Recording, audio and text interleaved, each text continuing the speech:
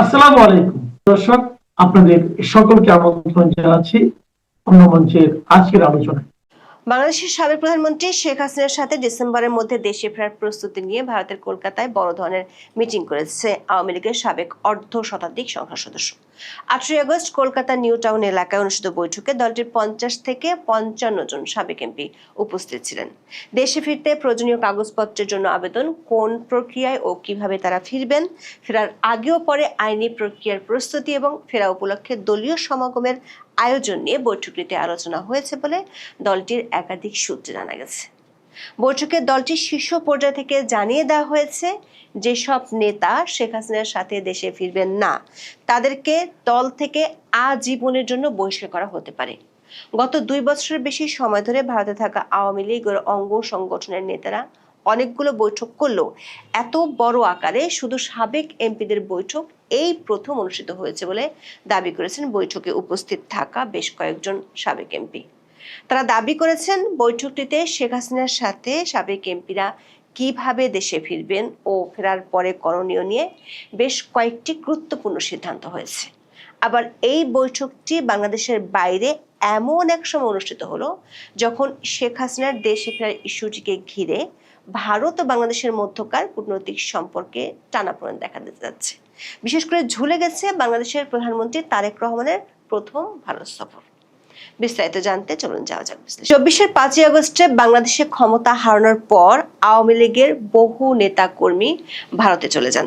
2 বছর পরও তাদের অনেকে সেখানে আছেন, তবে এখন তারা শেখ হাসিনার ডাকে বাংলাদেশে ফিরে যাওয়ার প্রস্তুতি নিচ্ছেন।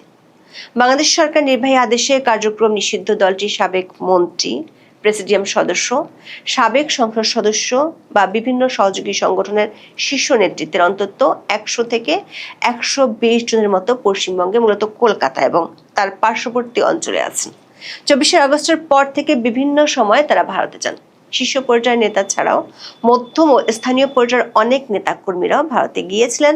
আছেন পুলিশের বিভিন্ন পদমর্যাদার প্রায় অর্ধশত কর্মকর্তা, আছেন বাংলাদেশ প্রতিরক্ষা বাহিনীর সাবেক কিছু কর্মকর্তাও। কলকাতা দিল্লি সূত্রগুলো বলছে, 24-এর 5ই আগস্টের পর দলটির হাজারেরও বেশি নেতাকর্মী ভারতে গিয়েছিলেন। এদের মধ্যে অনেক নেতা পরে নিজেদের সামর্থ্য অনুযায়ী ইউরোপ, আমেরিকা এবং দক্ষিণ পূর্ব এশিয়ার নানা দেশে চলে গেছেন।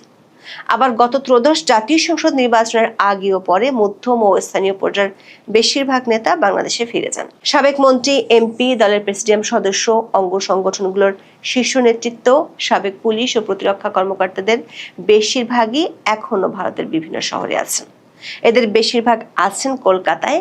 সংবাদ মাধ্যমে বিভিন্ন সময় প্রকাশিত প্রতিবেদন অনুযায়ী দলটির নেতারা সেখান থেকে রাজনৈতিক কর্মকাণ্ড, বিশেষ করে অনলাইনে বাংলাদেশের তৃণমূলের সাথে যোগাযোগ রক্ষা করে আসছেন। গত 5ই আগস্ট বাংলাদেশের সাবেক প্রধানমন্ত্রী শেখ হাসিনা দিল্লিতে ফরেন করেসপন্ডেন্টস ক্লাবে সাংবাদিকদের সামনে বলেছিলেন, তিনি ডিসেম্বর নাগাদ বাংলাদেশে ফিরে যেতে চান। এর আগে 3টি আন্তর্জাতিক সংবাদ সংস্থাকেও তিনি একই কথা বলেছিলেন। শেখ হাসিনা গত 10ই জুলাই রয়টার্সকে দেওয়া সাক্ষাৎকারে বলেছিলেন, তিনি তার দলের নেতা কর্মীদের নিয়ে ডিসেম্বরের মধ্যে বাংলাদেশে ফিরে যাবেন এবং ফিরে গিয়ে আদালতে আত্মসমর্পণ করে আইনি লড়াই করবেন। শেখ হাসিনা ইস্যুকে ঘিরে তারেক রহমানের ভারত সফর নিয়ে গত কয়েকদিন ধরে ব্যাপক আলোচনা হচ্ছে। তারেক রহমানের ভারত সফর ও দেশ দুটির মধ্যকার কূটনৈতিক সম্পর্কের বিষয়টি এখন এতটাই আলোচিত হচ্ছে, যে কারণে শেখ হাসিনা তার দলের নেতাকর্মীদের নিয়ে ডিসেম্বরের মধ্যে দেশে ফেরার যে ঘোষণা দিয়েছিলেন সেটি আপাতত আলোচনার বাইরে চলে গেছে। কিন্তু দলটির একাধিক সূত্র বলছে, আওয়ামী লীগ প্রস্তুতি নেওয়া শুরু করেছে। গত 5ই আগস্টের সংবাদ সম্মেলনের পর কিছু নেতা দিল্লিতে শেখ হাসিনার সাথে দেখা করতে গিয়েছিলেন। সেই সাক্ষাতে শেখ হাসিনা নেতাদের বেশ কিছু দিক নির্দেশনা দিয়েছেন। বিশেষ করে যে কোনো ধরনের কোন্দল দূরে সরিয়ে রেখে কিভাবে দেশে যাওয়ার জন্য পুরোপুরি প্রস্তুতি নিতে হবে সে ব্যাপারে কথা হয় বলে জানিয়েছেন দিল্লির বৈঠকে উপস্থিত থাকা এক নেতা। আওয়ামী লীগের নেতারা বলেছেন, গত 2 বছর ধরে দলের নেতৃত্বে পরিবর্তন আনা কিংবা পুরনো রাজনৈতিক অবস্থান বদলের জন্য বেশ কয়েকবার চেষ্টা হয়েছিল। রিফাইন্ড বা পরিশুদ্ধ আওয়ামী লীগের ধারণা ঘিরে দলটির ভেতরেও আলোচনা হয়েছিল। গত ফেব্রুয়ারিতে অনুষ্ঠিত ত্রয়োদশ জাতীয় সংসদ নির্বাচনের আগে রিফাইন্ড বা সংস্কারের মাধ্যমে অপেক্ষাকৃত কম বিতর্কিতদের নেতৃত্বে আনার বিষয়টি বন্ধুপ্রতিম দেশ ও শুভাকাঙ্ক্ষীদের পক্ষ থেকে শেখ হাসিনার কাছে পৌঁছানো হয়েছিল। তখন শেখ হাসিনা কারা দায়িত্ব নিতে চান সে ব্যাপারে জানতে চেয়েছিলেন, কিন্তু মধ্যস্থতায় অংশ নেওয়া ওই পক্ষগুলোর প্রতিনিধিরা হতাশ হয়েছিলেন, কারণ যেসব নেতাদের সাথে তখন যোগাযোগ করা হয়েছিল 1/11-এর পরের ইতিহাস মনে করিয়ে দিয়ে ওই নেতারা বলেছিলেন রিফাইন্ড আওয়ামী লীগ সম্ভব নয়। নির্বাচনের পরও বিষয়টি আলোচনায় এসেছিল, তবে কোনো বড় নেতাকে রাজি করাতে পারেনি মধ্যস্থতাকারীরা। ফলে এখন আওয়ামী লীগ নেতারা যে শেখ হাসিনার সাথে ফিরতে চান এই বিষয়টি শুধু দলীয় নেতারাই নন, মধ্যস্থতাকারী বিদেশি শক্তিগুলো জেনে গেছে। আওয়ামী লীগের একজন প্রেসিডিয়াম সদস্য দাবি করেছেন, ভারত ও বাংলাদেশের বর্তমান সরকারের কূটনৈতিক সম্পর্ক যে দিকেই মোড় নিক না কেন, শেখ হাসিনা ডিসেম্বরের মধ্যে ফিরছেন এটা নিশ্চয়তা তারা পেয়েছেন। এমন দাবির পিছনে যুক্তি কি সে সম্পর্কে ওই প্রেসিডিয়াম সদস্য বলছেন, 5ই আগস্টের সংবাদ সম্মেলন যাতে না হয় সেজন্য কূটনৈতিক ও রাজনৈতিকভাবে বাংলাদেশ সরকার অনেক চেষ্টা করেছিল, কিন্তু শেখ হাসিনা অনড় ছিলেন এবং বিশ্ব মিডিয়ার মাধ্যমে তিনি বিষয়টি আন্তর্জাতিক ক্ষেত্রে তুলে ধরেছেন। আর তারপর তিনি যেসব নির্দেশনা দলের সিনিয়র নেতাদের দিয়েছেন সেখানে এমন কিছু বার্তা আছে যেগুলো এর আগে কখনোই বলেননি। সেই নির্দেশনাগুলো কিভাবে বাস্তবায়ন করা হবে সেজন্য দলটির সাবেক সংসদ সদস্যদের বৈঠক ডাকা হয় 18ই আগস্ট। কলকাতায় আওয়ামী লীগের প্রেসিডিয়াম সদস্য শেখ সেলিমের বাসায় বৈঠকটি অনুষ্ঠিত হয়েছে। 18ই আগস্ট বিকেল 4টা থেকে রাত 10টা পর্যন্ত আওয়ামী লীগের সাবেক সংসদ সদস্যদের এই বৈঠক অনুষ্ঠিত হয়। বৈঠকে দলটির প্রেসিডিয়াম সদস্য শেখ সেলিম সভাপতিত্ব করেন। দলটির 50 থেকে 55 জন সাবেক সংসদ সদস্য উপস্থিত ছিলেন। বৈঠকে অংশ নেওয়া 6 জন সাবেক এমপি বলেছেন, শেখ হাসিনার নির্দেশে যারা তার সাথে দেশে ফিরবেন না তাদেরকে আর আওয়ামী লীগে রাখা হবে না মর্মে সিদ্ধান্ত হয়েছে। দলের নেতারা দেশে ফেরার পর তাদের বিরুদ্ধে কঠোর সিদ্ধান্ত নেওয়া হতে পারে। বৈঠকে একজন সাবেক এমপি ফেরার জন্য প্রয়োজনীয় পাসপোর্ট বা ট্রাভেল পাস ইস্যুতে কথা বলেন। আওয়ামী লীগের সাবেক সংসদ সদস্যরা যখন দেশ ছাড়েন তখন তাদের কাছে নিয়ম অনুযায়ী লাল পাসপোর্ট ছিল, কিন্তু বিগত অন্তর্বর্তী সরকার শুরুতেই আওয়ামী লীগ আমলে লাল পাসপোর্টগুলো বাতিল করেছিল। বৈঠক সূত্রে জানা গেছে, পাসপোর্ট বা ট্রাভেল পাসের আবেদনের জন্য প্রয়োজনীয় কাগজপত্র সংগ্রহ করতে বলা হয়েছে। সেপ্টেম্বরের মাঝামাঝি সময়ের মধ্যে দলটির সভানেত্রী এ বিষয়ে করণীয় সম্পর্কে জানাবেন। কোন প্রক্রিয়ায় ও কিভাবে দলের সাবেক সংসদ সদস্যরা ফিরবেন সে বিষয়ে বৈঠকে বিস্তারিত আলোচনা হলেও কৌশলগত কারণে দলটির নেতারা এ নিয়ে এখনই মুখ খুলতে চান না। তবে বৈঠকের সিদ্ধান্ত হয়েছে ডিসেম্বর নয়, দরকার হলে তার অনেক আগে দেশে ফেরার জন্য সাবেক এমপিদের প্রস্তুত থাকার নির্দেশ দেওয়া হয়েছে। আবার দলের সভানেত্রীর নির্দেশ অনুযায়ী একাধিক গ্রুপকে অগ্রবর্তী দল হিসেবে নানা সময় দেশে আসার জন্য বলা হতে পারে। ফেরার দিন আন্তর্জাতিক গণমাধ্যমে কভারেজ নিশ্চিত করার জন্য দলের কয়েকজন নেতাকে দায়িত্ব দেওয়া হয়েছে। দেশে ফেরার আগে ও পরে আইনি ব্যবস্থা নেওয়ার জন্য করণীয় কি সে সম্পর্কেও আলোচনা হয়েছে। আন্তর্জাতিকভাবে আইনি সহায়তা পাওয়ার জন্য ইউরোপের 2টি দেশের সাথে এরই মধ্যে আওয়ামী লীগের নেতাদের আলোচনা হয়েছে। এর মধ্যে আওয়ামী লীগের অনেক সাবেক সংসদ সদস্য নিজেদের উপর নির্যাতনের অভিযোগ এনে এ বিষয়ে ব্যবস্থা নিতে ইন্টারন্যাশনাল পার্লামেন্টারি ইউনিয়ন বা আইপিইউ এর কাছে আবেদন করেছেন। অক্টোবরে আইপিইউর সভায় বিষয়টি নিয়ে আলোচনা হবে। সেখানেও দেশে ফেরার পর তাদেরকে আইনি সহায়তা দেওয়ার বিষয়ে আলোচনা হতে পারে। তবে দলটির সাবেক এমপিদের এই বৈঠকে একটি বিষয়ে শঙ্কার কথা উঠে এসেছে, সেটি হলো শেখ হাসিনার প্রত্যাবর্তনের সময় সহিংস পরিস্থিতি তৈরি হতে পারে। বিশেষ করে 24-এর আন্দোলনের সময় থানা ও কারাগার থেকে লুট হওয়া অস্ত্রগুলো এই সময় সহিংসতায় ব্যবহৃত হতে পারে এমন আশঙ্কার কথা উঠে এসেছে দলটির সাবেক এমপিদের ওই বৈঠকে। এমন তৎপরতা ঠেকাতে আগামী 6 সপ্তাহের মধ্যে তৃণমূলের ঐক্য নিশ্চিত করার জন্য প্রয়োজনীয় কাজগুলো শেষ করতে নেতাদের নির্দেশ দেওয়া হয়েছে। বৈঠকে শেখ হাসিনার প্রত্যাবর্তনের দিন বাংলাদেশের প্রতিটি ইউনিয়ন থেকে 10,000 লোক সমাগমের মত দিয়েছেন একাধিক সাবেক এমপি। ঢাকার 4টি প্রবেশ পথে বড় রকমের শোডাউনের প্রস্তুতি নিতেও বলা হয়েছে। সূত্রগুলো বলছে, সেপ্টেম্বরের মাঝামাঝি সময়ের মধ্যে দিল্লিতে শেখ হাসিনার সাথে দলটির সিনিয়র কয়েকজন নেতার বৈঠক হওয়ার কথা রয়েছে। সে বৈঠকে আরো সুনির্দিষ্ট নির্দেশনা দেয়া হতে পারে। গতকালকে যে আমি যে পোস্টটা দিয়েছিলাম, পোস্টের নিচে অনেক রকমের কমেন্ট, এই ধরনের খবর তো কোথায় ছাপা হয়নি, এরকম অনেক। একজন বিজ্ঞ ব্যক্তি তিনি আমাকে একটা লম্বা একটা চিঠি লিখেছেন। তিনি মাঝে মাঝেই আমাকে একটা একটা করে এরকম ঠুকে যান এসে ভদ্র ভাষায়।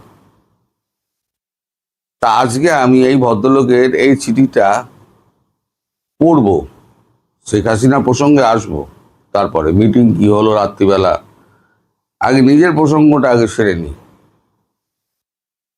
লিখছে রো রো F4Y, তার মানে ফিক্টিটাস নেম, নিজের নাম দিয়ে করে না, বোঝাই যাচ্ছে এরা হচ্ছে হয় গুপ্ত নয় জামাত। লিখছেন ভদ্র ভাষায়, আপনার আচরণে এত বেশি ছেলে মানুষই ভাব দেখা যায় যে আপনি গুরুত্বপূর্ণ কোনো তথ্য লিক করে বের করে আনবেন এমন মনে হয় না।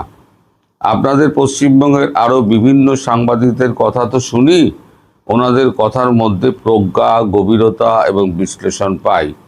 তাদের বিপরীতে আপনাকে কৌতুক অভিনেতা টাইপের লাগে। আপনি প্রচুর বাড়তি কথা বলেন যা বাস্তবতার ধারে কাছেও না। আমার তো মাঝে মাঝে মনে হয় আপনি নিজেও ডিপ স্টেটের লোক কিনা, যে আওয়ামী লীগের লোকজনকে ধুলো দিচ্ছে। এটা হচ্ছে ওনার কমেন্ট। ওনার কমেন্টের আমি কোনোদিনই উত্তর দিই না। আজকে আমি ভাবলাম আপনাদের সঙ্গে এই কমেন্টটা শেয়ার করব। 2024 সালে যখন আমি শুরু করেছিলাম তখন কিন্তু আপনাদের পাশে কেউ ছিল না। আমি কিন্তু আপনাদের একটু শ্বাস নেওয়ার জায়গা দেওয়ার জন্য আমি এটা শুরু করেছিলাম, এবং আমি তখন বলেছিলাম এই অন্ধকার কাটবে, এই অন্ধকার থাকবে না, কোনো দিনই কোনো কিছু চিরস্থায়ী নয়। তখন প্রচুর আপনারা আমায় দেখতেন, তখন এত গজিয়ে ওঠেনি, মানে আশেপাশে বাংলাদেশ নিয়ে তো কথা বলার লোক তখন কিন্তু গজিয়ে ওঠেনি। একমাত্র এই বান্দা 2024 সালে 5 আগস্টের পর থেকে আমি টানা করে যাচ্ছি, এবং আপনারা সাক্ষী। একদিনের জন্য শেখ হাসিনার বিরুদ্ধে গিয়ে আমি কোনো কথা বলিনি। ফলে আমি শেখ হাসিনাকে ডোবানোর জন্য যে কথাগুলো বলছি সেই কথাগুলো মানে ওনার কথা অনুযায়ী আমি ডিপ স্টেটের লোক হয়ে আপনাদেরকে আমি ভুল বোঝাচ্ছি না। তার প্রমাণ হচ্ছে আমি যা যা বলেছিলাম যে ইউনূসের ক্ষমতায় ইউনূসকে ছাড়তে হবে, ইউনূস জেলে যাবে। দেখুন পারিপার্শ্বিক পরিবেশ ধীরে ধীরে যেরকম হচ্ছে, ইউনূস কিন্তু জেলে যাওয়ার পথ তৈরি হচ্ছে। আমি বলেছিলাম একে অন্যের সঙ্গে মারপিট করবে, দাঙ্গাহাঙ্গামা করবে, দেশে চূড়ান্ত অস্থিরতার সৃষ্টি হবে। বিএনপি ক্ষমতায় এলেও কিন্তু শান্তি আসবে না, আমি বলেছিলাম। পাকিস্তান যখন আক্রমণ করলো, ভারত যখন আর আক্রমণ করলো, তার আগে থেকে আমি কিন্তু বলে যাচ্ছিলাম 15 দিন আগে থেকে যে এবার পাকিস্তান আক্রমণ করবে। যেদিনকে আক্রমণ করলো পহেলগাঁও হওয়ার পর, সেদিনকে রাত্রিবেলা হঠাৎ আক্রমণ করে দিল। তখনও আমাকে নিয়ে টিটকারি মারা হয়েছে, যে এখানে বলছে যে সাদা ফ্ল্যাগ উড়িয়ে পালিয়ে গিয়েছে। ছাড়ুন, বাংলাদেশের মিডিয়ার কথা ছাড়ুন। আলটিমেটলি কি আমাদের ডিজিএমও পরিষ্কার দেখিয়ে দিলেন কোথায় কোথায় আমরা মেরেছি, কোথায় কি ছবি আছে না আছে সব আমরা দেখিয়ে দিয়েছি। এখন কথা হলো, এই যে কথাগুলো আমি বলছি, আজকে যে টাইমস অফ ইন্ডিয়া আমি কাজ করতাম, আমি যদি ছাপার অক্ষরে এটা লিখতাম তাহলে কিন্তু এই প্রশ্নটা উঠতো। তখন টাইমস অফ ইন্ডিয়াকে কোট করা হতো। কিন্তু যেহেতু আমি এটাকে একটা প্ল্যাটফর্ম হিসেবে ধরে নিয়েছি আমার রিটায়ারমেন্টের পর, তাই আমাকে ওই ইউটিউবার ভেবে নানান রকম গালিগালাজ করা হয়। এগুলো করে আপনারা কি আনন্দ পান আমি জানি না, আপনাদের কোন আনন্দ আপনাদের এতে আসে, মনে আসে। আমি যা যা বলেছি দেরিতে হলেও আপনারাই অধিকাংশ মানুষ স্বীকার করেন আপনার কথাগুলো কিন্তু মিলেছে। দেখুন, যে কথা বলার সে কথা আমি বলি, যে কথা বলার নয় সে কথা কিন্তু আমি বলি না, আমি বলেই দিই যে কথাটা বলার নয়। যেমন গতকালের যে মিটিংটা হয়েছে, যে মিটিংটাতে মোদিজি চেয়ার করেছেন এবং রাজনাথ সিং ছিলেন, আমাদের অমিত শাহ ছিলেন, সিডিএস ছিলেন, পূর্ব কমান্ডের জিওসিএনসি ছিলেন এবং 3টে গ্যারিসনের লোকেরা ছিলেন। এই মিটিংটা 7টায় শুরু হয়, 7টা থেকে 9:30 বা 10:45 অবধি মিটিংটা চলে। তারপরেতে আমি এই পোস্টটা দিই। এখন এই যে মিটিংগুলো হচ্ছে, এই মিটিংগুলোর সারমর্ম এগুলো হচ্ছে ক্লাসিফাইড। আমি প্রথমেই বলে দিচ্ছি, এটা কিন্তু ক্লাসিফাইড। এই মিটিংয়ের ভেতরের কোনো অংশ আমি আপনাদের বলতে পারবো না, কারণ এটা অত্যন্ত গোপনীয়। এবং বুঝতেই পারছেন, আমি ইশারায় আকারে ইঙ্গিতে আমি কিছু পয়েন্ট আপনাদের ধরিয়ে দেব, আপনাদের বুদ্ধি কাটিয়ে ধরতে হবে যে আমি কি বলতে চাইছি। রিসেন্টলি শেখ হাসিনা একটা ক্লিপিং শুনেছিলাম আপনার সমাজ মাধ্যমে। সেখানে তিনি বলছেন, ইনশাল্লাহ আমি ফিরব, যত অনাচার হয়েছে সব অনাচারের আমি বিচার করব। এবং প্রত্যেকে যারা যারা এই সমস্ত নির্যাতিত হয়েছেন, সেই এলাকার পুলিশ এবং সেই এলাকার সমস্ত কিছু লোকজন, তাদের নাম ধাম ঠিকানা সমস্ত লিখে রাখুন, এদের বিচারের আওতায় আনব। কেউ ছাড়া পাবে না। দেশকে আবার নতুন করে গড়ব। আমার একটু সময় লাগবে, কিন্তু ইনশাল্লাহ বাংলাদেশকে আমি আবার নতুন সেই পুরনো জায়গায় ফিরিয়ে নিয়ে যাব। এই সমাজ মাধ্যমে এই যে ভিডিও অডিওটা, এটা হয়তো অনেকে আপনারাও শুনেছেন, আমিও শুনেছি, কিন্তু অডিও ফডিও আমি লাগাচ্ছি না, কারণ ইউটিউব প্রচুর ঝামেলা করে এসব করলে। এখন কথা হচ্ছে, এই আগস্ট মাস, সেপ্টেম্বরে আমি বলেছিলাম যে সেপ্টেম্বরের মধ্যে ঢুকবেন উনি। 1 উইক বলেছিলাম, আমি বলেছিলাম 1 উইক পেরিয়ে হয়তো 10 তারিখ হতে পারে বড়জোর। আমি কিন্তু আমার পয়েন্টে স্টিক করে আছি। আমি বলেছিলাম হঠাৎ করে দেখবেন পরিবেশ চেঞ্জ হয়ে গেছে। দেখুন পরিবেশ চেঞ্জ হয়েছে কিনা। আরো অনেক কিছু ঘটনা ঘটবে, আপনাদের চোখের সামনেই ঘটবে। এবং আমি প্রতিদিন বলে যাব, প্রতিদিন আপনারা লিখে যাবেন যে আপনার কাছে কি, আপনি কি ওই মিটিং উপস্থিত ছিলেন। আরে ওয়াটারগেট কেলেঙ্কারি যখন হলো, ফাঁস হলো, সেই ওয়াটারগেট কেলেঙ্কারির কাগজপত্র যে বের করে আনলো যে সাংবাদিক, সে কি টেবিলের তলায় লুকিয়েছিল?